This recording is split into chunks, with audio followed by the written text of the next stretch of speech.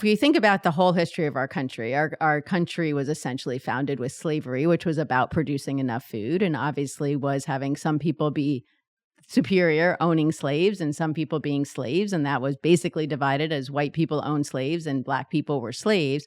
And we never recovered from that.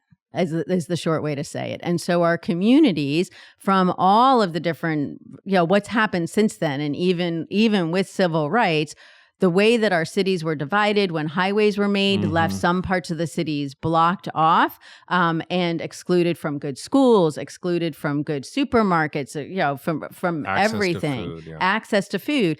And so now we say, and a lot of what I believe in is the health problems that we are having that's associated with food is a system problem. It's a problem of our food supply. It's not a problem it's a problem for the individuals that have the health problems, but it's not to blame them. It's actually, we should be looking at it as a system problem. And so it's not people's personal responsibility as we're taught, right? It's your fault. It's just calories in, calories out. If you just have the willpower and exercise more, and don't eat as much, you're going to be fine. It's just not that simple. It's definitely not that simple. And so if we think about it that way, and we think about the system that we have set up for Africans Americans, Native Americans, Hispanics, who have the highest rates of obesity and all the chronic diseases in our country, it's because of the communities that they have been allowed to live in. And that's essentially how it's happened. So we have to start talking about that. Yeah, I mean, the sovereignty of the native food system is an interesting topic. Exactly. You've got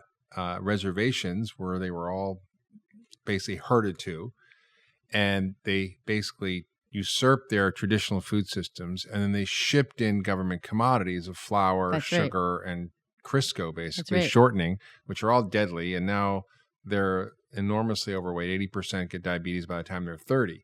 So it's a massive problem. It's almost like the second genocide of the Native Americans.